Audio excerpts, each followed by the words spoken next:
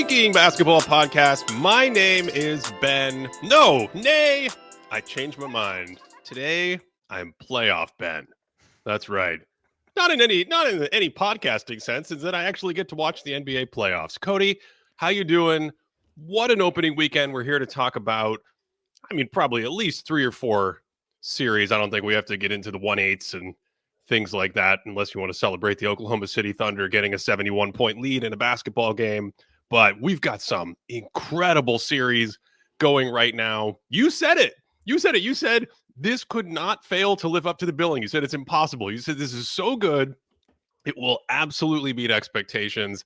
And through 3 days, it has. We've had great games and great series. We'll talk about Nuggets, Clippers. We'll talk about I'm already falling apart. The Lakers and the Minnesota Timberwolves, that's who they're playing.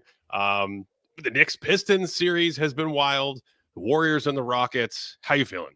Man, I the first weekend of the playoffs is just it's so much, Ben. It's so much. There's so much basketball going on. You're trying to catch up with it. You're like, all right, you're picking and choosing. You're like, all right, I'm going to watch this game. I'm going to pay attention to this series. And then all of a sudden there's like a huge lead, or maybe it's a lot closer than you think. You're like, fine, I guess I got to check in on that game.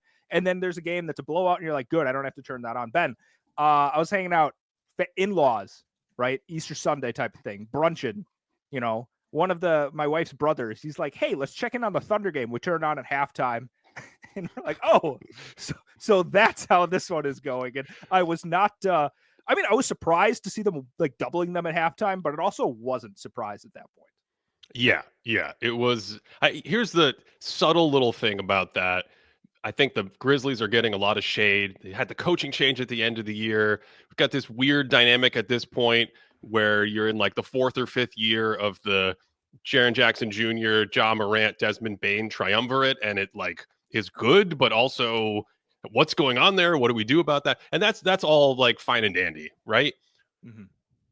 The Thunder are obviously a great team. They set the record for margin of victory in the regular season. That's cool too. I think the thing that's being left off the table is that the Clippers have Kawhi Leonard and the Thunder have pocket Kawhi in Cason Wallace. And when you have Cason Wallace, you're going to win every game by like 40. No, I'm kidding, although I love Cason Wallace. Cody, the serious point I was going to make is that is a terrible matchup for Memphis. Mm-hmm. And it has been all year. And I want to say the Thunder blew them out all 4 games. Mm-hmm.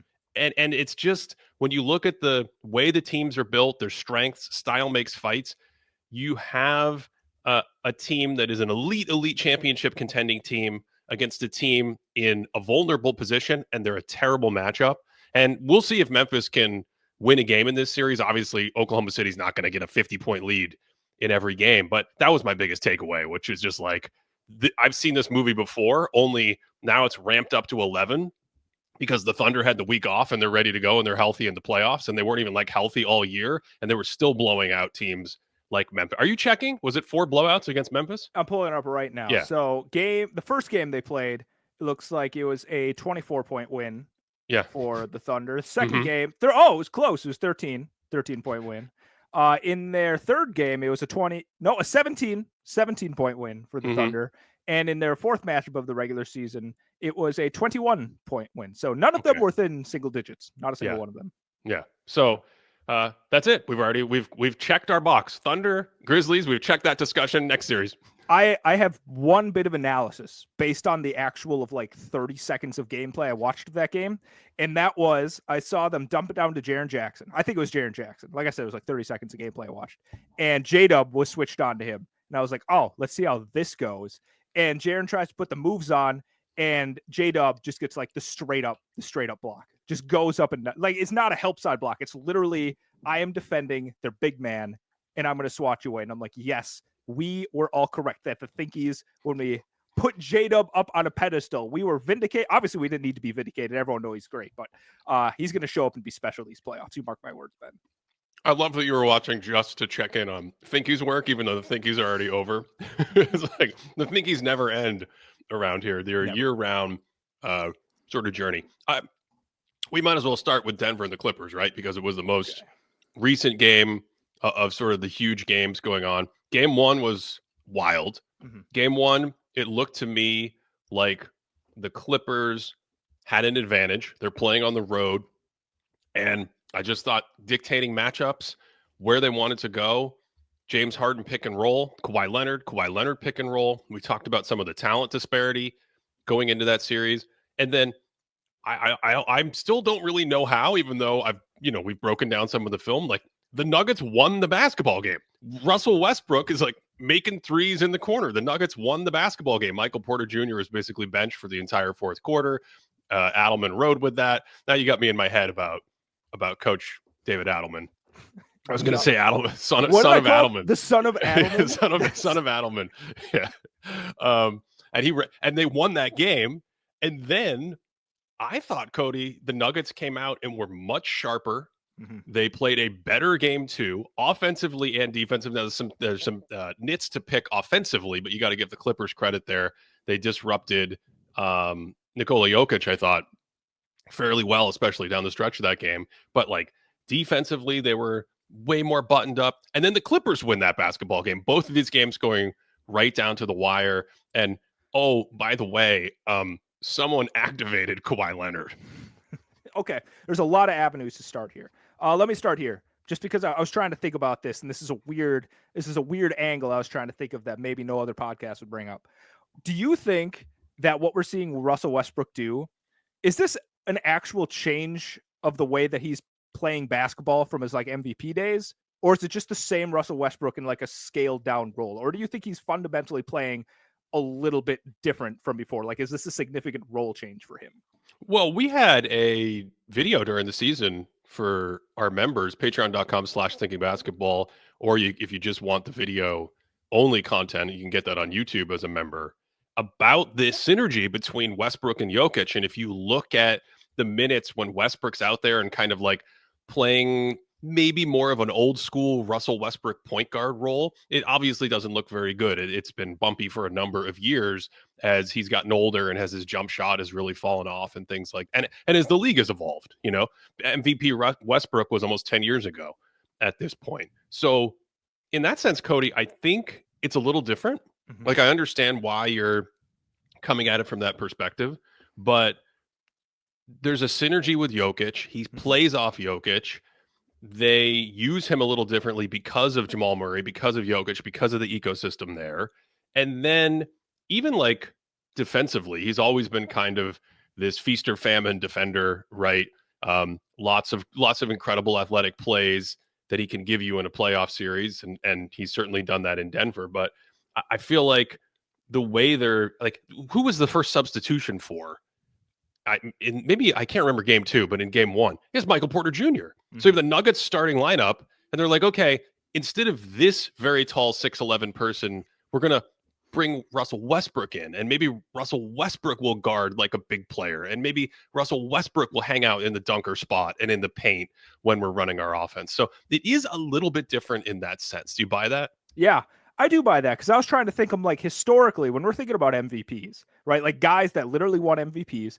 And then later in the career, when the thing that made them MVP has kind of left them, how many guys have changed as significantly as Westbrook? How many guys have actually like kind of reinvigorated themselves in these different ways? And the first ones that came into mind, I think like Wilt Chamberlain, 72, he reduces the amount of shots he takes by like a third, right? He's just a hyper efficient guy. He's letting the other guys run around, do his offense. Bill Walton, I think, playing the bench role for the 80s Celtics, coming off the bench. And obviously he's still doing a lot of the same stuff. He's blocking shots. He's the key to the defensive ecosystem. He's moving the ball and whatever else, but he's okay doing that. He's like, I'm coming off the bench and doing this. And I really can't think of a lot of other cases. And I know that Westbrook gets a lot of flack for doing the Westbrook kind of things, but I can't help but watch what Westbrook does with the Nuggets and feel like, I don't know, it's just, pride is like a weird, like condescending way to say it. But I watch him, I'm like, this is so cool to see this guy just like kind of see himself at the end of the road, accept kind of his limitations, where his career is gone, and trying to harness whatever he has left to live in this team that's trying to make another run to the championship. And I don't, we talked about the Thunder and whatever else. I don't know what Denver's chances are a championship for, but he's sacrificing in ways and doing things that I think are additive in ways that we haven't seen post-prime MVPs do. So I want to give Westbrook a shout out historically for reinventing himself in a way we don't see MVPs do very often. I'm going to give you a deep cut that everyone in the audience is you're yelling about. They're screaming right now at their podcast players. Okay, just a sec. Let me think through this. So you think there's another MVP that should be put in here that really reinvented? Well, I think the non-deep cut is Tim Duncan. I Oh, think the difference between Duncan when he was winning MVPs and Duncan at the very end of his career, partially because the Spurs were moving the game forward and moving away from post play and things like that. But there is a deep cut on this one.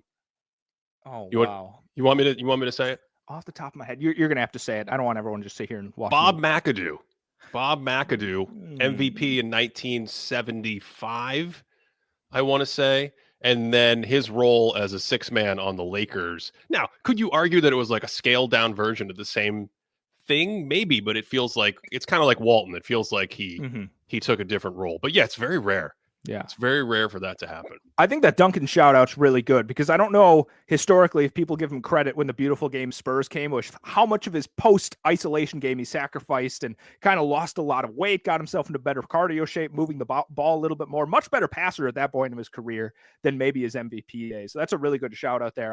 The McAdoo one, I wouldn't have guessed that. I wouldn't have guessed that one. Ever. You know, this is a Thinking Basketball podcast because we are talking about the 2025 NBA playoffs, and in less than 10 minutes, we got Bob McAdoo, Bill Walton, and Tim Duncan dialogue going. Did you have other thoughts about, like, how are you feeling about this game, Nuggets Clippers? Sorry, 2 games this series. Yeah. Has anything changed? I think I'm going to ask you that as we go through this today. That's great. Has anything changed from what you've seen so far about how you felt going into the series, or is it the same? I think when we did the preview, I could be wrong here, but I think I was kind of leaning Clippers. I was like, I think the Clippers can pull this one out. And after 2 games, I think I'm probably pretty much the same right now. Although I know, like right now, I'm imagining this is going to be a pretty wonderful series. I think game 1, the one thing that I was watching, and I think this is something the Nuggets really struggled with, especially in the first half, and I think even a little bit into the third quarter, was the James Harden pick and roll. Like they seemed really lost with it, with Jokic coming up and playing at the level. If you have 2 guys going to Harden, right, that means there's not enough guys to cover all the other real estate on the court, right? And when you dump it down low, like Westbrook's a good little defender, but if you have somebody rolling to the basket like Zubats, like Westbrook isn't going to provide the kind of paint protection that somebody like Zubac, that's going to slow somebody like Zubats down. And I thought the Nuggets really struggled with that. And interestingly, I kind of thought the Clippers shot themselves in the foot with maybe going more Kawhi centric in the second half and even the fourth quarter of game 1, where there was a lot of offense with Kawhi. And I think this is something I called out in the playoff preview. And I'm like, I think the Nuggets have a little bit better personnel for handling like a 101 type of ISO score like Kawhi than like the James Harden ball. Now, game 2, I feel like they did a better job of defending it. I still think Harden pick and roll ball is their best offensive option against the Nuggets, but it felt like their rotations were quicker on the weak side. Westbrook was getting his hands in there. I think they got a couple transition baskets. But that was my read on these couple of games, is that James Harden running the pick and roll against the Nuggets is just a little bit of a problem for them. Well, it was definitely a problem in game 1. It was an absolute problem in game 1. Now, the debate, I think, coming out of game 1 was, do we have to make adjustments? Do we have to make big wholesale adjustments? Do we need to try different coverages and things like that? My takeaway from going through some of the film again in that game was I think they just have to be better at their base coverages. And I believe Adelman talked about that after the game. And I thought in game 2, as much as they threw different looks out there, especially at Kawhi, I thought in game 2, they just did a better job with all their coverages, especially in the pick and roll. But I do think your point is one that is not only just valid, but I agree with, right? Like Harden and Zubats as sort of one mode of attack with Kawhi off ball, with Norm Powell off ball. That's not easy to defend for Denver. Then you have the co-isolation offense, right, with the Clippers. And if he's going to make, he's not going to go 15 and 19. And it's hard to win a playoff game when someone goes 15 and 19 and scores 39 points.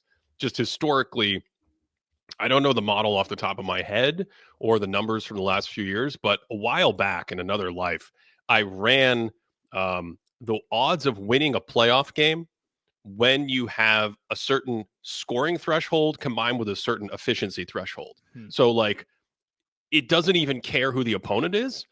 and it doesn't even care how good your team is. If you got a 40-point playoff game with 80% true shooting, and I believe Kawhi was at 92 or 93% true shooting, your odds of winning those games are like 80% historically. And there is a pretty strong correlation. You know, the better the game, the higher the volume, the higher the efficiency. You go from like 65 to 70, 75 to 80. And a game like that, you're just going to win most of the time. So I think I'm still in the same place with this series where I talked myself into Clippers.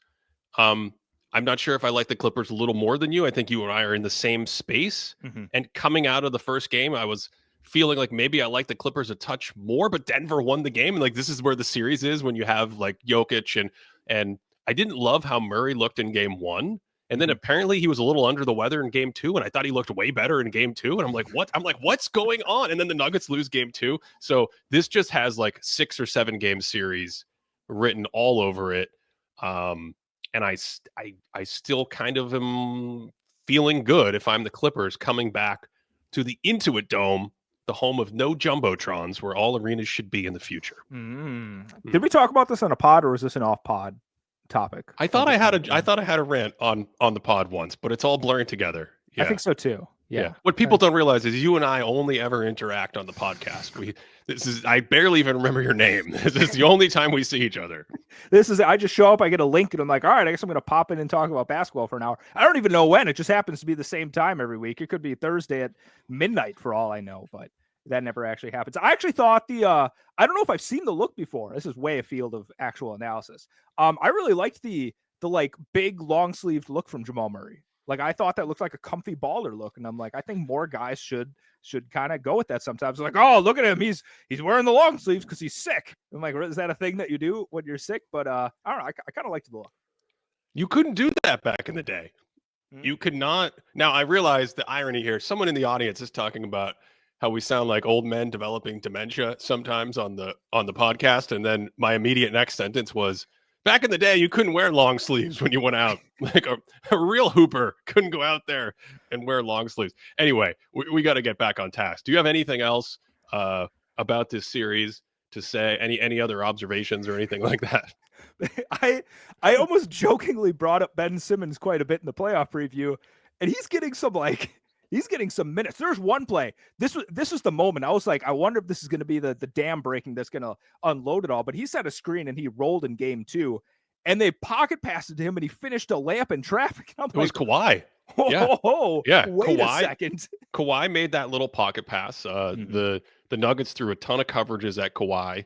We'll probably have a video about that coming out shortly, or maybe it's already out, depending on when you listen to this. And Kawhi feathered that pocket pass. And the broadcaster on the call, who was calling that game? Was it Brian Anderson? I can't keep track of anything anymore. He actually, when Kawhi finished, his call on the play, when Ben Simmons finished, his call of the play was something like, and here's Simmons on the roll, and he shoots the layup. He was like, he shoots the layup. This is so weird. What's Ben? Ben's not passing up a layup. So that was kind of cool. But yeah, I mean, you know, we saw some moments where the Nuggets ignored Chris Dunn out on the court. I'm not sure if they want to lean harder into a strategy like that, but I bring that up to say Chris Dunn, his Thinkies level defense has just been there. And by the way, Cody, I don't know if it makes me proud or if it hurts my heart or what. When you turn into the telecast and they say Chris Dunn can't make the all defensive team, and I'm like, that's why we have the Thinkies, because we don't have these ridiculous limitations that deprive us of celebrating the greatness of basketball players. All this is to say that Chris Dunn, like ignoring him on offense, or Derek Jones Jr., he's not a shooter or something like that.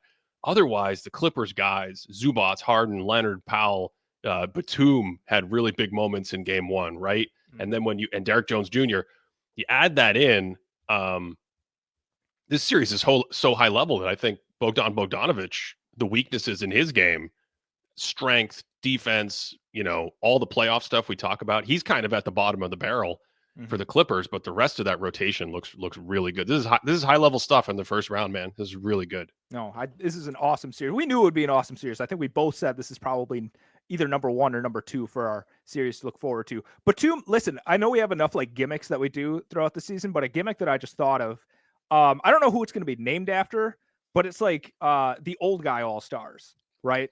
And it's guys like Nick Batum, it's guys like Al Horford. It's these dudes who are in the upper 30s who are giving you like really high level minutes and like doing stuff there, like making these rotations and being like, wow, Nick Batum's really important for this defensive scheme. Or wow, Nick Batum's no dip three is really important to the spacing the Clippers have. Because it's great seeing this guy still going out there and contributing at a high level. So Nick Batum warms my heart. Westbrook warms my heart. Al Horford warms my heart. Ben, my heart is warm after this weekend. This is a lovely warm heart situation that you have going on. Should we continue the fun and go to another series? I mean, you brought this one up. There's another series that I'm having more fun with right now. Well, I just want to say that if we recorded on Monday, today's Tuesday, if we recorded on Monday, I would still be in the same position I was in when Steph Curry hit a three-pointer falling out of bounds against the Houston Rockets. Has a human ever been the Vince McMahon meme for one shot? Not a sequence of events, not discovering something, not a syllogism laid out in front of you. No, Cody, this was just one shot where there's a shot of Guy Santos on the bench falling over, and that was me for like 15 minutes after that shot. And Steph had 3 of those in this basketball game. And I mean, it was so compelling to me that I wanted to, like, if we recorded Monday, I think I would have come on and done some sort of legacy rant about what's going on with this guy. Why I think he's underappreciated. We don't talk about him enough.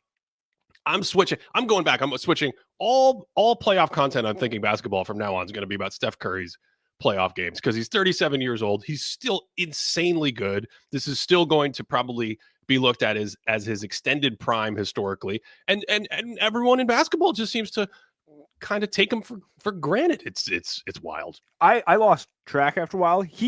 Curry hit 3 or 4 threes that I would call impossible. And there's the one that like they geometrically don't make sense. You think the other 2 are impossible. And then he hits I think it's in the fourth quarter where he hits the truly impossible shot. I don't know. I don't remember anything. I just remember like my soul leaving my body. Did you black out? Yeah. I was like, is that actually what happened? I think I took a screenshot of his face after it and sent it to the Thinking Basketball because like Curry couldn't even believe it. He's like, what is it even fair that I'm able to shoot this well?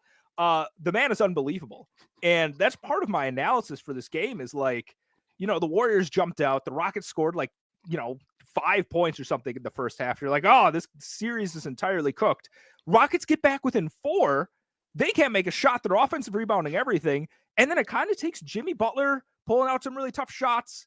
It takes Steph Curry hitting like 3 or 4 impossible 3-pointers. And they ended up winning. But, I mean, that was a tight game there. And the Rockets played terribly. Like, offensively, there were a couple guys, like Jalen Green, Amen Thompson. I got his name this time. Amen Thompson. The commenters don't have to yell at me this time. Amen Thompson. Offensively, they just kind of looked lost in figuring out their way. Fred VanVleet was forcing up a lot of shots. I don't know, man. I picked the Rockets in the playoff preview. I'm not moving. I'm not moving from that position after game 1, Ben. Oh. I also realized as you were saying that knowing you, this probably isn't the series that you're having the most fun with, is it? The Rockets Warriors? Yeah. Oh, it's totally the series I'm having the most fun. Okay. Yeah. There's another series that I realized is just pulling at your heartstrings that we can talk about in a little bit. But yeah, I both felt good about Golden State and the way the game played out, but also felt like there's some optimism for the Rockets based on how the game played out. That stretch where the Warriors scored like just a couple points in like 12 or 14 minutes or something. And you're going, okay, so if this is the level of defense, this is the level of physicality, and this is the way we're playing offense. Now, they can adjust, but if this is the way we're playing offense, yeah, Golden State won that game, but you got to feel really good if you're Houston because you're even with the struggles they have offensively, you're not going to have a 65 offensive rating in the half court, which I think their half court offensive rating for either that entire game or most of the game until the end was 65. And you may laugh or you may turn your nose up at that, but like a 95 offensive rating, 95 offensive rating in the half court is good. 85, let's say an 85 offensive rating. That's going to win a game like that. Fred VanVleet making a couple extra shots. Now, the coolest thing about this series to me is who is on the floor and how you're playing it. So they went double big with Steven Adams and Alperen Sengun. Of course, we have the video about Steven Adams this year and just how much of a wrecking ball that offense is, and you could feel it right away. And Kerr went like, they dominated the first possession, and I was watching the game with my wife, and I said, every time the shot went up, I said, Steven Adams offensive rebound, and he would grab the rebound, and then it was like a merry-go-round. It was like the shot would go up, and I'd say, Steven Adams offensive rebound. And I only do this to win brownie points with her, of course, but thank you, Steven, for playing along. But then Kerr saw this for like a second possession. I don't remember if he called timeout or if it was a TV timeout, but immediately, who comes into the game? Not just Kevon Looney, but Quentin Post. He's like, I've had enough of that. We are not going small against that. So just like push and pull with the jumbo lineup for the Rockets. And they did unveil the jumbo lineup, which is Jabari Smith Jr., 6'10" at the small forward, Amen Thompson. I mean, they're just ginormous. And then in addition to that, Sengun was the one who really created a lot of offensive oomph in a very like 1997 style game for them, right? Just like, get me the ball near the basket. Forget about threes. No one can hit threes. Get me the ball near the basket. I'll get free throws and I'll get 50 or 60% shots near the hoop. But the problem with that is when he's out there, and we looked at this in a video at the end of the year too, that's when the Warriors have a clear spot to attack Steph Curry, pull him out of the action, high ball screens, and they, because of the way they have to defend with Sengun, then you get the 4-on-3s behind the plays, and it just feels smoother for Golden State. So there's like tension or catch-22 with all the lineups in this series that just makes it scintillating for me. I need more of this. I need 11 games of this right now. Talking about the offensive rebounds, I was wondering, right, because obviously the Rockets just crushed them on the offensive glass. I was like, I wonder, like, has any team had a bigger discrepancy between offensive rebound percentage and lost a playoff game? Like, is this something that's happened before? And so, of course, I looked it up, right? And I think there was a 26 percentage point difference between the offensive rebounding percentages of the teams, right? So the Rockets grabbed 26 percentage points more offensive rebounds than the Warriors did. If you look at all playoff games ever in Basketball Reference's database, there have been 11 other games where there's a bigger discrepancy in a playoff loss. So if you were wondering that, yes, this is in fact one of the only times that somebody grabbed that many more offensive rebounds than your opponent and still lost the game. Not the most, right? I think there were a couple in the 80s. There's a 76ers Bullets one in like 1984 where Charles Barkley grabbed 11 offensive rebounds in a game and they ended up losing that particular game. But that was a big part of the analysis. I'm like, all right, is it possible to actually hang with a team if you're not grabbing these amount of offensive rebounds? Steven Adams, I had a Jason of Thinking Basketball fame had a comment in our little group chat. He was like, hey, can we do a little Adams weight room segment? And I thought, yes, let's look into this. Let's look into this a little bit. Apparently, if you look into this is from 2019, but Steven Adams is talking about just how strong he is, and everyone thinks about him as being like the strongest player in the league. He says, he's like, hey, if you look at barbell lifts, I actually don't think I'm the strongest guy. I think there's a bunch of dudes in this league that are a lot stronger. But what he does do, he's like, I watch a lot of jujitsu, right? I understand angles. I know how to get myself wide and define positions. I know how to use and leverage my power in these different places. Now, of course, like you look at him, there's no way there's a lot of guys that are stronger barbell-wise than Steven Adams. He's a monster out there.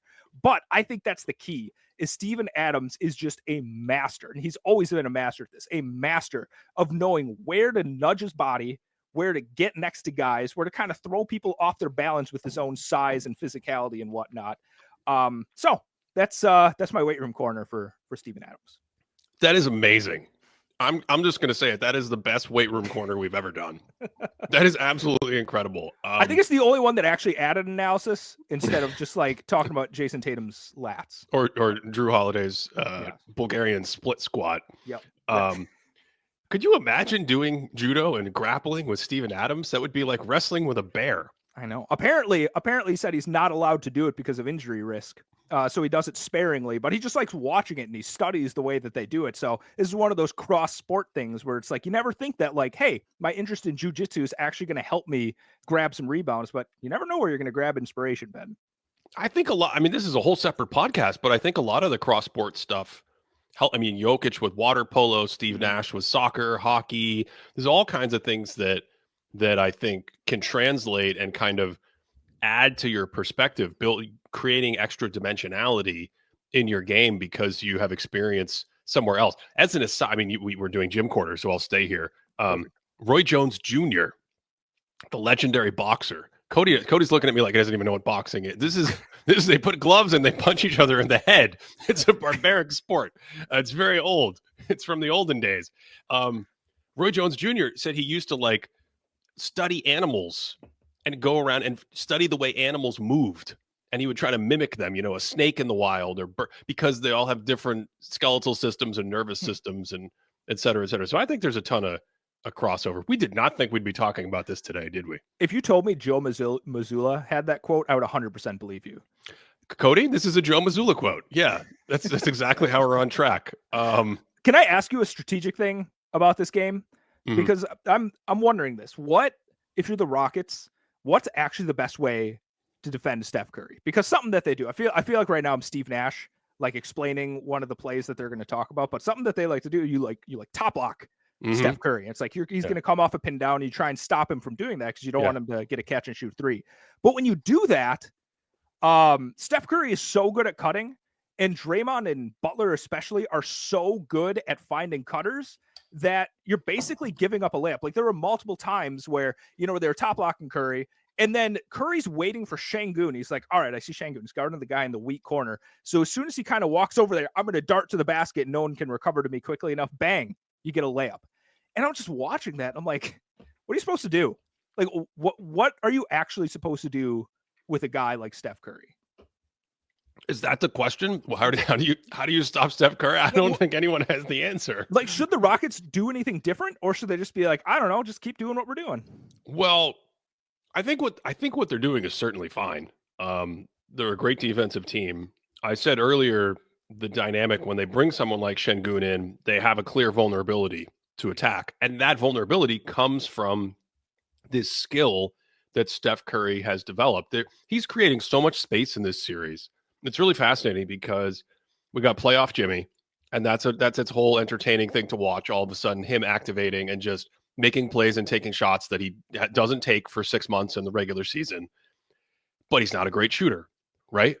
Draymond Green will make some threes. I think he's in the low 30s on percentages and things like that. But we had our quote unquote top shooters. Actually, I had a great podcast idea, Cody, going through some playoff scouting. We should have done the top shooters about the top shooting teams, the collection of shooters, and how that changes how you defend them in a playoff series. I like that. I think that was the natural extension of where we never got. Anyway, all that is to say that stacking up that data, Draymond is very, very near the bottom of the league among people that shoot open threes regularly.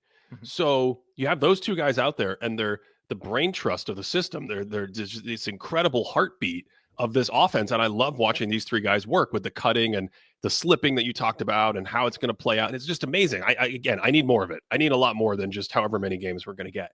But that leaves Moses Moody or Brandon Podziemski or who else is out there?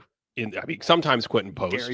Gary Payton II. Thank you. Another not really great shooter. Like, if they had better shooters out there, or they had players that were a little better with their own offense, and this is where the Kuminga card gets really interesting, because Kuminga has that downhill Giannis offense that we've talked about. And there's a lot of debate, I think, in the basketball sphere right now about whether he should be playing or whether Kerr's being too hard on benching him. To me, my reading from the outside is that Kuminga is not playing because of his decision-making warts. That's pretty much it, because it creates problems in the system that needs to be very precise. You were talking about Houston. Like, Houston's done a good job on these actions, but you have to pick a poison. You have to give something up. And in fact, the Warriors, for a lot of possessions in game one and the game before a couple weeks earlier, when Steph Curry was held to 3 points, they were okay with him hanging out 40 feet away and playing 4-on-4. And 4-on-4 is a ton of space. So they don't really have, like, Podziemski, if he were a level up or half a level up, or Moses Moody, who had a good game one for Moses Moody as a role player. But if they were a level up in how they could create there, it would almost transform the Golden State offense to me. And so Kuminga can't do that entirely because of the decision-making component, but maybe there's something there where if you're going to defend this team like this, you can plug him in situations and get some of the benefits of all that space that they're providing. But it's a catch-22. I mean, keep in mind the Warriors offense is not historically great, right? So I think the Rockets are doing a good job, but you have to give up something. And when Steph Curry's making 3 obscene, Olympic level of, it's an Olympic level event. That's what it is at this point in time. I don't know what you do. I think a great illustration of just how decisive the Warriors is when you're watching a game, like a team goes and say set a screen, and you're always like, all right, what kind of coverage is the defense going to come at you with, right? And so you want, like, the Clippers and Nuggets is a great illustration of it. It's like James Harden has the ball, and James Harden likes to pound the rock a little bit, and he's very good at what he does. But he goes and he's like, oh, okay, it looks like Jokic is going to come to the level. I'll do this. Oh, looks like Jokic is dropping. I'm going to go do this. The Warriors are so fast. Like, somebody will come up, set a screen. Oh, nope, they actually slipped. Oh, they ghosted this one. They're going to run right by and go over here. They're so fast with it that I watch the Rockets and be like, I'm going to figure out what their coverage is, and I can't, because they're so scrambled by how quickly everyone's doing things. So even though, like, Podziemski or, Moody maybe aren't as good as shooters as you would like them to be, but in some of those moments, they can be decisive enough where you're like, okay, so they're moving and creating a little bit of chaos in space, because being a good shooter, it doesn't matter that you're a good shooter. It matters that you're eating up space. It matters that you're daring the defense to come out so you can open up other avenues to score and things like that, which is what, Jimmy and Draymond are just mastered of without being able to shoot the ball that well. But yeah, the Warriors' decisiveness in their actions is just on another level when those 3 guys are out there. Absolutely. And I think that's what makes it so fun and so exciting to watch. Let's flip to the other side of the ball there. The Warriors have had they've had a good defensive team for the last couple months, maybe the entire year. I think their defensive numbers have been solid all year. But Houston, we knew it. We know there's limitations with the offense. We know there's limitations with the shooting.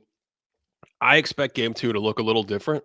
I mean, one, you're not going to get a game that's why, what was it? 95-85 was the final. I'm sitting there like, who's going to get to 90 points? Oh, it's 2001. What's happening? What's going on? The Fred VanVleet actions, if he can get some cleaner looks and make a couple of those shots, I think it looks different. And then I'm interested to see if they lean in more of this, like, can you beat Golden State going with 2s? In 2015, it almost reminds me of the finals, where you have Timothy Mozgov and you go big, and can you beat that team with foul drawing and with 2s inside? If you have this massive size advantage, if you're cleaning up on the offensive glass, you're going to give something up. So, do we see the zone? How viable is the zone? How many zone possessions can you survive depending on who's out there for Golden State? I still think there's a lot of stuff to happen in this series. Let's put it that way. That was my sense from game 1. So if we do our check-in, are you feeling the same or different about your assessment of this series? You're still on Houston, but are you less confident, or are you the same? I'm still at Houston, but like, I also forgot that Steph Curry is basically like a Greek god from up high that can just do stuff. So that makes me a little less confident in Houston, but I'm still sticking with Houston. But talking about brilliant plays, I should shout out somebody else. You had your NBA smartest plays of the year video come out, which is always just one of the best videos to watch. But something happened in this game that you called out that happened earlier in the season, right? There's a fast break where Hield is going down. I think Jimmy Butler's running alongside him. Tari Eason baits him into throwing the lob, because instead of going for the lob, he turns as soon as it's thrown and blocks Jimmy Butler's layup attempt. It was unbelievable. It was such a high-level defensive play that I feel like I don't know how much shine it's getting, but it needs to get more shine. It blew my mind when I watched it live. I'm like, no way, he just did it. He did this smartest play thing that Ben just brought up. So, who had a big defensive game was Draymond Green. Speaking of smart defensive plays, and that whole dynamic, like he's playing guys way bigger than him. It's just a really interesting dynamic.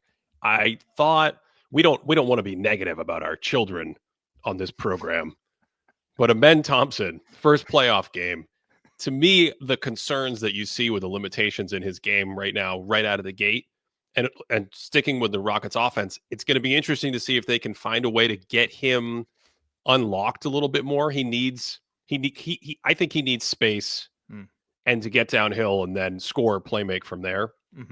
Because that was the classic, like, here's a young guy in his first playoff game. Is he even out there? Yeah. And then, you look at this, whatever the stat line is at the end of the game, it's reflective of that. I should ask you, do you feel any different? Because I think you were leaning Warriors in the preview. Are you I feeling the was. same way? Yeah. Yeah. Yeah. I was leaning Warriors. I felt solid about it, but I think it's a very competitive series. And in that sense, I have the same, I'm in the same place where I'm just like, yeah, they have some advantages. I think Houston has a very thin margin to work with, but Mhm. Houston also has home court in this series, and it's just going to be bruising and a dogfight. And I still expect Houston to throw a punch. So yeah, I'm in the same place. Okay. God, what a series. It's so fun having a series like this in 2025. Where do we go? In my mind, there's two other at least interesting series Yeah. that we should probably talk about. I think we go deeper into the mud. I think we go even more rock fighty. We go, the game might be 78-77 in game 3. I think we go to the Knicks and the Pistons. Can I say something before we start this series? I'm going to Well, say the series started. The series started. There are 2 games played they are 2 games in this played. series. Yes. So technically, I'm trying to think of if technology could get you to say something before the series started, because I don't have a time machine. I know people are mad. They're like, you didn't talk about the Pistons. Give us more Pistons takes. And here's the thing. When I went into this, I'm like, all right, great. This is going to be one of those series where I can just kind of watch because I think the Knicks are going to win it. Then it turns out both of these games have been pretty good. I feel like compared to the other 2 series, like I kind of watched this game faster, and I just don't feel like I have a great analytical feel for what the Pistons are doing. Like I have a lot of takes about the Knicks. I have some things I want to bring up about them. But if you're like, hey, really break down what the Pistons are doing right now, I'm not sure if I have a clear answer right now. So I want to defer to you and say, do you think there's something specific that the Pistons are doing right now that has won them game 2 and got them? They probably should have won. They should be up 2-0 in this series. Like, let's be honest, they should be up 2-0 in this series right now. So what is it that you think, if you see anything specific, that the Pistons are doing? This is maybe my number 4 series, so I don't have the same level of depth as the Western Conference series. But the first thing that jumps out to me is absolutely the Pistons defense and their pick and roll coverage. And their pick and roll coverage has just been so good in terms of, think about what a pick and roll is. We sometimes forget because there's so many moving screens, there's so many dynamic shooters and ball handlers, and we just forget there's a pick. And Asar Thompson's like, yeah, not really. You're not really going to pick me. Joke's on you. So right away, the connection to the ball handler, often with Asar Thompson, but even with Dennis Schroeder to some degree, Cade Cunningham to some degree, like that's not easy for New York. And then the big in the equation, being up at the level or jabbing at the ball, like you're going to drop and then you jab, and just creating the moment of hesitation. And you look at that and you just look at a lot of their pick and rolls, and they're not creating advantages. They're not generating advantages out of those pick and roll actions. So a lot of the New York offense was Brunson centric. To me, this is why this was going to be a competitive series. It was a bad matchup for the Knicks. The Pistons played them very well all year, including, I think, some of their best games. Cade Cunningham had a huge game in Madison Square Garden in the regular season. And you think about cutting off the head of the snake in that pick and roll game. Okay, so what do? Do we go to like Karl Anthony Towns in the post?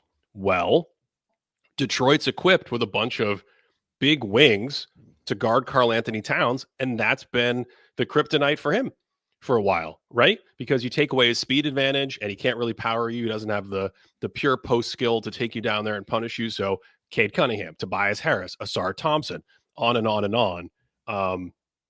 That's where it starts for me. It's just the inability for the Knicks to create physical advantages or ball screen advantages in against this defense, and just how that can stall out the offense almost entirely for them. I don't know where this lands in the thinkies. Again, this is going to be a very thinky-centric podcast because a lot of our favorite defenders are playing right now. Asar Thompson's ball denial on Brunson was next level, right? Just next level. Like especially game 1, because I feel like Brunson was a little bit more off ball for a little bit. I thought, and this will be something we get to in a second, I thought they went like heavy Brunson ball game 2, especially in the second half. But there were some plays where he's just like a shadow, like literally just draped over him. I'm like, I don't know what you're supposed to do about this guy. Like he's like a premier soccer defender, just staying like hawking the ball the entire way.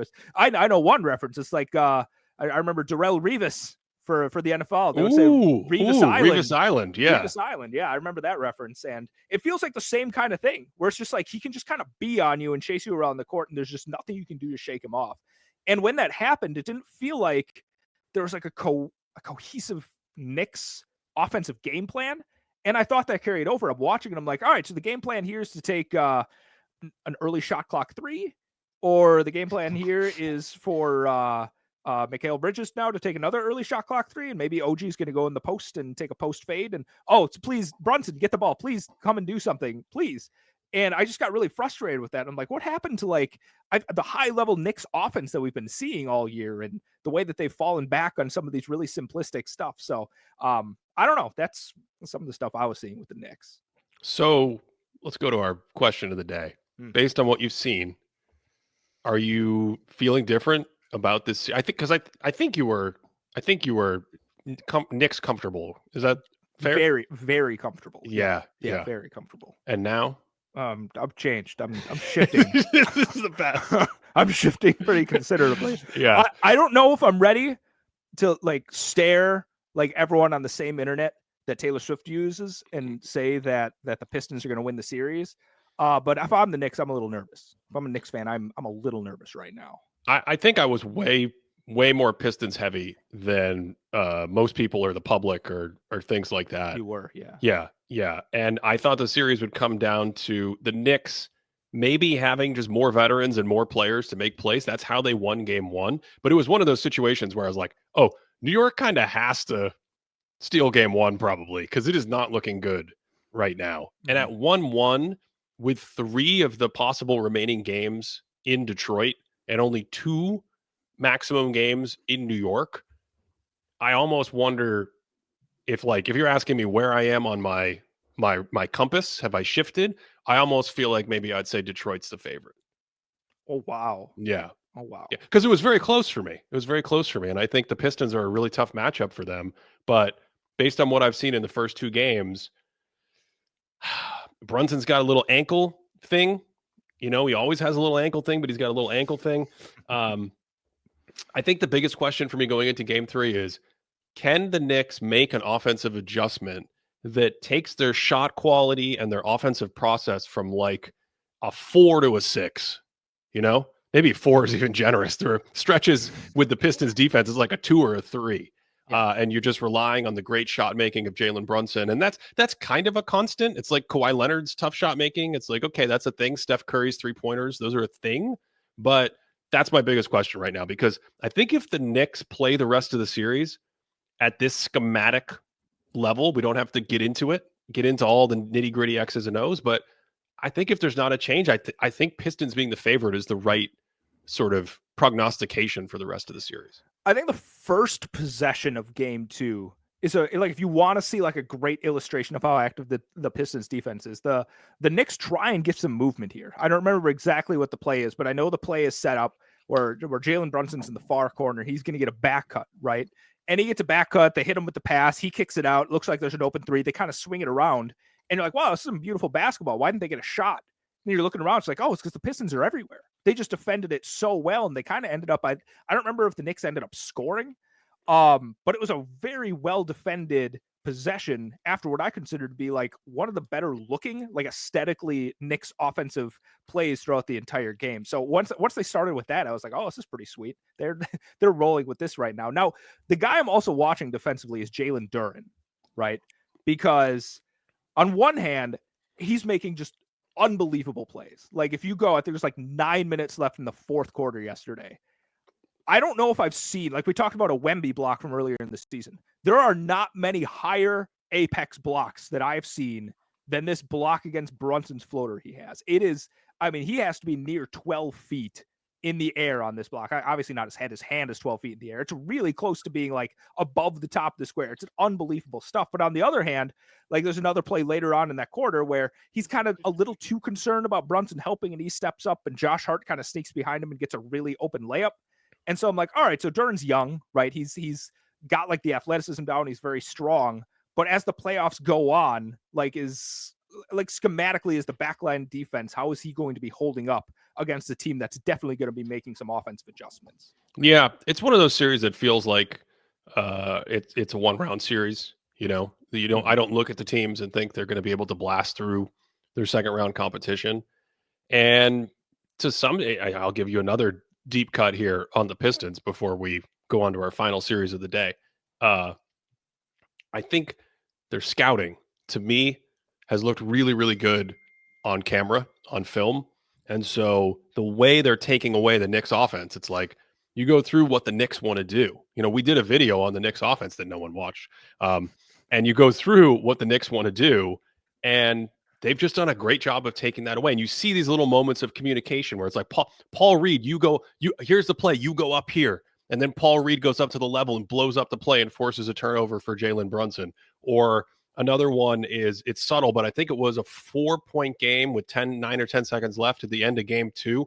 And you could see someone on the bench, a second row coach on the bench, yelling onto the floor, telling the players the play. He's diagramming the play as the Knicks set up on the inbounds. He's saying, they're going to go here, they're going to go here. You top lock, you switch this. And it gets lost in the shuffle, but that to me tells me that the Pistons are really dialed in with what they want to do, and if the Knicks don't make a change, it could be dicey. You want to talk about the Lakers? Yeah, let's talk about Lakers and Timberwolves. This is the series where I feel like I've had a little bit of a shift, where I had uncertainty about what it could look like, but I kind of thought, okay, the Lakers, I don't know if you know this, but they got some good players. Mm-hmm. They have LeBron and they have Luka and they have Austin Reeves, and they've played well, and Minnesota's got this trick or treat thing going on. And so Minnesota's going to have to be really locked in, and they were really locked in for game 1. And I'm not sure they're going to be locked in for the rest of the series, unless it's a sweep. Then they're definitely going to be locked in almost by definition, but I'm not sure about that. And then I watched game 1, and you know what stat jumped out to me the most, Cody? What? Which one? Rudy Gobert's minutes played. Oh, what is it? Played like 23 minutes. Oh.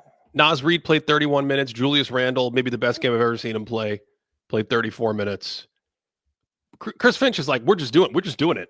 We're doing it. We may start Gobert, but whatever lineup combinations we need, we're going to do it. He staggered the daylights out of Conley and Gobert as well. That meant there wasn't an easy mismatch to hunt. You take Gobert off the court, Luka's eyes start wandering. Where do I go? Who do I go? Naz, I don't know. Do I want Jaden McDaniels? Nah, get that guy off me. Anthony Edwards, please. No, thank you. Someone else. That was a component. And looking through the film again, they were sharp. They had some sharp things going and how they wanted to attack on offense. The defensive personnel takes care of itself. And so we're recording this before game 2. It's going to be one of those things that game 2 is probably already out. I expect game 2 to look differently.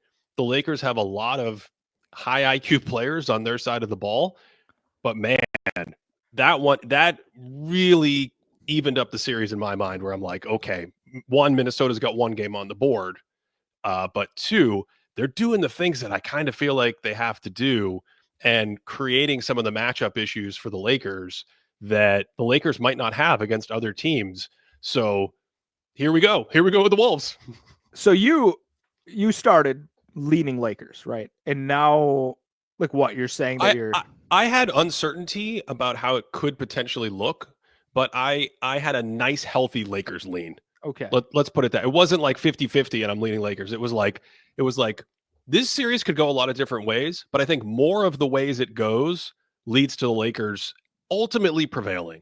And we still may get there because there still may be some tweaks that change things, and you have to have high levels of focus. And I think we're going to see maybe another level of play from these teams. Like, I think JJ Redick in one of his interviews in the game was like, yeah, we came out and we were just like walking through a regular season game. So you have to bring that high level of intensity. There's more physicality. Hey, hats off to the refs, by the way. They're allowing even more contact. I don't think I saw one foul baiting call rewarded in the entire weekend. Luka had 2 moves himself, 2 of his 5 or 6 turnovers or whatever it was, where he went to rip the ball into the defender and try to draw a foul. They didn't call it. And that is now my new favorite play in basketball, where like the ball just gets thrown off the backboard, the player falls down, and the ref, it's FIBA style. The ref's like, what'd you do? Why'd you do that? You shouldn't have done that. That was a terrible play. So does that answer your question though? I'm after seeing that, I'm now way closer on where the series is. I think maybe in the playoff preview, I leaned Lakers. I definitely leaned Lakers, right? I know we had our bit that the Timberwolves were terrible. Well, if people don't know this bit that haven't kept up, Cody went to a game this year where the Timberwolves lost to like the C team, Milwaukee Bucks.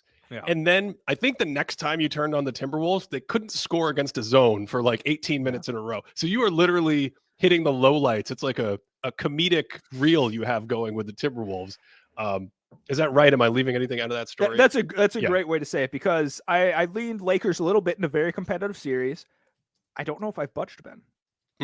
Okay, tell me more. I love this. Let me tell you a couple things. Let me throw some numbers at you. The Timberwolves shot 27 catch and shoot threes in game 1, right? They shot 67% on catch and shoot threes. During the regular season, they took about 25 per game, shot 39% on catch and shoot versus 67 in game 1. As a team, a Z-bound, aptly named after Zach Randolph, is when you shoot and you get your own rebound, right? The Timberwolves Z-bounded 16% of their misses during game 1. The leading team in the NBA during the regular season, I'm pretty sure, was the Denver Nuggets, with about 6% of their missed shots being Z-bounded. And I think the highest game that the Timberwolves had in the regular season for them was like 12% of their shots Z-bounded. And they Z-bounded 16% of them. So they were just grabbing their own offensive rebounds all the time. It's like, all right, great, Cody, you threw some numbers at us. What does any of that mean? You're not just going to fall back in numbers. Here's the thing that was bothering me the most about the Lakers. They loaded up so much on any drives that they basically allowed the Timberwolves, and we talked about the Timberwolves' weakness being their passing, but they let the Timberwolves run an offense where they could just make one pass. That's it. Right? Somebody gets in the teeth of the defense. They kick it out. Nasri doesn't miss. Jaden McDaniels doesn't miss. Nickeil Alexander doesn't miss. There was no swing. I don't know if there's any beautiful game type of actions. It was literally just the one pass, hit it down. And I think the Lakers, after game 1, JJ Redick smart enough to have to adjust that, to be like, all right, we can't be this beholden to this defensive scheme that we're going to run. So I think they're going to adjust pretty significantly there. They're going to make the Timberwolves try and pass the ball a little bit more. And I think that's why that 3-point number will not be repeated for the Timberwolves, because I do not foresee them getting that many clean looks off of just a single pass on a drive. See, I think the question is, how much do the Lakers actually adjust out of this? I think this is a big philosophical question for this coaching staff. I think Steve Nash and LeBron James called it blinking first in a playoff series. Who's going to blink first in a playoff series? And the reason why I think it's so critical here, and I mentioned it in the video we did on this game, the Lakers Timberwolves game that we did for members. The philosophical approach the Lakers have defensively is to make up for their deficiencies. So they don't have rim protection. They're not fast, which means that when they get put in rotation, they have problems relative to good defenses. And a lot of times in the playoffs, 80, 90, 100% of the teams are good defenses. The only time you get deep into playoffs without having a good defense is when you have a beautiful chef's kiss, awesome offense. That's the only time. And we don't quite know if the Lakers have that. They're still trying to be one of these teams that is really good offensively in matchup situations and then treads water defensively. And the way they've treaded water defensively is to avoid these breakdowns, avoid all this rotation and scrambling behind the play. And they do that, Cody, with their really, really tight shell and overloading and saying, okay, we're going to give up something. It's got to be the shots. So I think you are spot on. I think that was A++ type analysis where it's like, they can't make it that easy, right? Mm-hmm. But I don't know if they can really come out of this scheme without doing something radically different, because if you start playing it more straight up, you're going to see Anthony Edwards go by Luka Doncic 13 times in a row. And then you have no shot blocking at the rim. So it's going to look a little bit like what Denver went through at stretches in that series last year. So this is a catch-22 for them. I personally, just at a distance, I think JJ's he's erred on the right side of things approaching it this way, right? And it's not just him, it's Nate McMillan and other veteran coaches on the staff, but they're saying, we don't want to get killed at the rim. We don't want to get we don't want to have all these breakdowns behind the play. We don't want to be in rotation. So some nights you're going to make threes, some nights you're not going to make threes. But where I think you're spot on is that if it's that easy for the whole series, the Wolves will find a way to win 4 times. Mm-hmm. Yeah. Oh, I 100% agree with that. They can't make it that simple for them. And of course, we have we have a history of LeBron James using game 1 to just like bring in a lot of information. He kind of was in data collection mode. The thing is that was so crazy about that game, because the Wolves got up by 27. It was like a 38-point swing, because didn't the Lakers lead 32-21? And they had a really nice first quarter. They were roughly up by 9 or 11 points. I can't remember the exact score.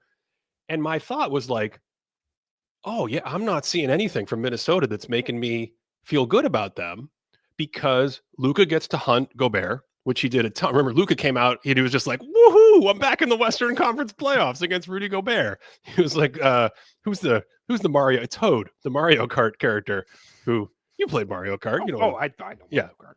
Who was your Mario Kart character? I was Yoshi. Always Yoshi. Yeah, that's the move. Oh, you're a Yoshi guy too? Oh yeah. Of course we are. Of course. Yeah. That's just the move. I love Yoshi. Anyway, now I'm getting all nostalgic about my man Yoshi driving a little cart around a track. What the heck were we talking about? Oh, Luka. Yeah. Luka hunting. So the first quarter, Luka hunts Gobert, and then on the other end, the Wolves, what happens? We know they're going to overload and be like, hey, Anthony Edwards, can you make a cross-court pass? Throws it into the stands. Hey, Julius Randle, can you make a cross-court pass? Throws it into the stands. That was the next possession. Those were 2 straight possessions. Yes. So I'm watching this about 8 or 9 minutes into this quarter, and I'm like, well, this is going well for the Lakers. And lo and behold, what you don't realize is like Gobert plays 18 minutes the rest of the game, or 16 minutes the rest of the game, whatever it is. Edwards starts to make better decisions. They kind of systematically start to get what they want. Now, are you going to make 60% of your threes every game? The Lakers missed 3 or 4 layups. Austin Reeves had a bumpy game. Of course not. That's why I think it's going to look different. I think I'm feeling plenty good about the Lakers being able to win game 2. Mm-hmm. Someone in the audience said, Cody, we don't hot take it enough. We don't get into the narratives. Well, right here, I'm going to pound the table and sort of pick the Lakers to win game 2. Sort of picked. Wow. Real hot take there, man. I think ESPN is sending you a contract. Habanero level right there. Oh, man. They're active in the comments again. I did not read 99% of these. Besides, but it's going to look, my point is it's going to look different, right? Yeah. Oh, for sure. It's going to look different, but it was such an interesting first game, and that like the first 8 or 10 minutes, I'm just like, yeah, I'm not feeling great about where Minnesota's at. And then the rest of the game legit moved me to the point where I'm like, okay, the Lakers now kind of have to figure something out, or I think this could be a problem. Mm-hmm. Yeah. Oh, I think that is the clear takeaway. If the Lakers keep playing the way they played game 1, they are going to lose the series. Like that, to me, that's as hot of a take as I'm going to take here. But I don't see that happening. Right. I think, I don't know if this isn't supposed to be mean. I think it's kind of a compliment, but maybe it's not. JJ Redick wants to flex that he's going to try some stuff, right? And I just think like that's going to be part of it. He's like, all right, I know this. I want to show people that I'm smart enough to do it. And he's going to do that. Some people flex by changing the defensive schemes, and some people take a job and flex by trading Luka Doncic. So we'll see which one pays off in the end. We have some great questions from the audience. Can the Lakers consistently attack mismatches with Reeves and even LeBron James in this series? Well, I think it's interesting because I feel like I didn't see LeBron, like you said, data collection mode. I just didn't see the back downs. I didn't see him really prodding and poking and pick and roll. There's a lot of pull-up threes. So yes, I think they can. Did they? No.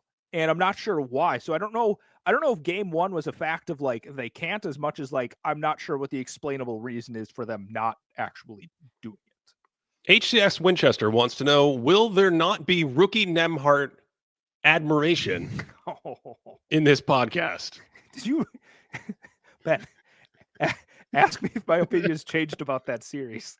To support us, patreon.com/thinking basketball. That's where we have our extra video content for members. We also have our stats board. We're going to get our playoff stats board fired up at some point in the next week or so if we can get the technology working. Patreon.com/thinking basketball. You can also just get the videos if you want. over on YouTube, or we have a little mini tier if you just want to hang out with us during the podcast and watch me eat while we do this. You can do that on YouTube as well. Now that we've done that, we can talk about whatever we want. I had 2 bits, and I don't know if I could lean into both of them. Yes, I think you should do your bits, but before I ask about your bit, did you have any different feelings about the Pacers and the Bucks now that Damian Lillard is going to come back for this honorable grudge match that we're going to have? Yeah, I remember when I cited all those numbers, and I'm like, hey, man, this Giannis guy is going to make this interesting, but I still think the Pacers are going to blow him out. I'm actually leaning more Pacers. After game 1. Yeah, yeah, that was even with Dame coming back. You remember who how the Bucks got Kyle Kuzma? Do you remember how do you see the question that you've been asked from the audience right now? Can you read that for everyone? Talk about Kyle Kuzma. Hey Cody, what do you think of Kyle Kuzma? I just cut out a picture of Chris Middleton and just like put him on my computer and just pretended he's on the court. Is that true?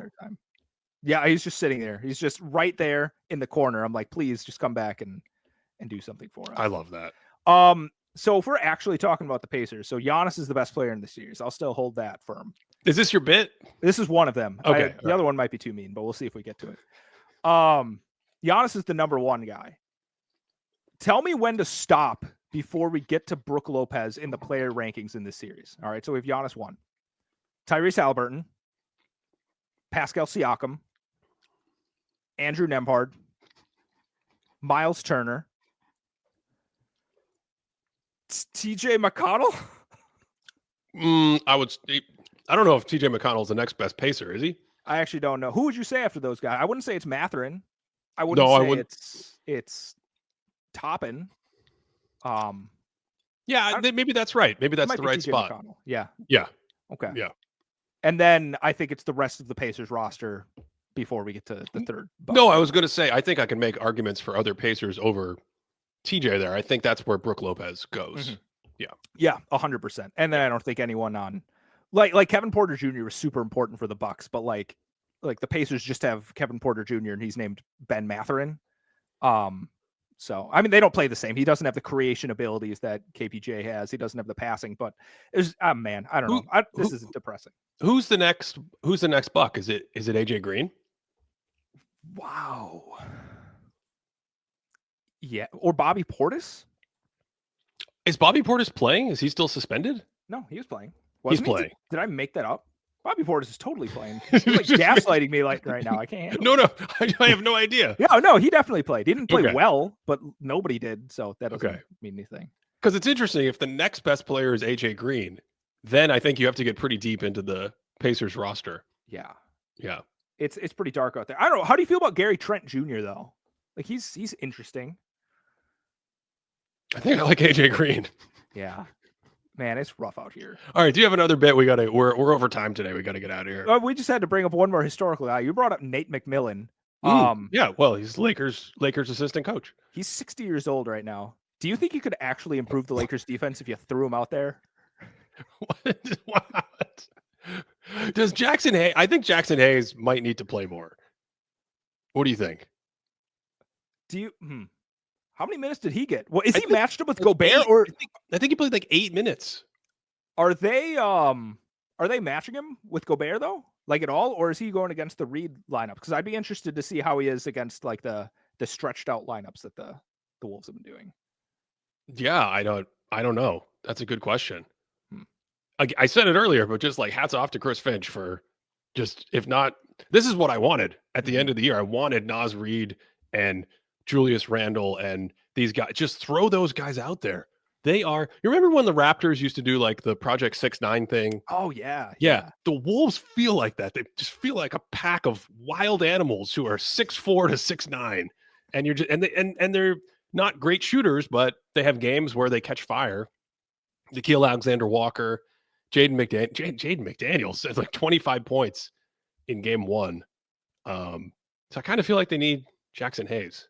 Well, we're gonna get the like Ant is gonna drop like 45 or something one of these games. You got to have the explosive playoff Ant game. That's gonna happen at some point. That's it. Thanks for listening. That was a really fun one. We will be back next week for more playoff talk. Yeah. Perfect. Wait a second. That's not how I end the show, is it? What am I talking about? I have to wish everyone a great day, right? Yeah, there it is. You Okay. paused, and I'm like, I don't usually close this out, but I'm telling you, we're losing our minds the more we watch and record basketball. I don't even know what day it is. Thanks for listening with us on this one, and of course, we hope you're having a great day.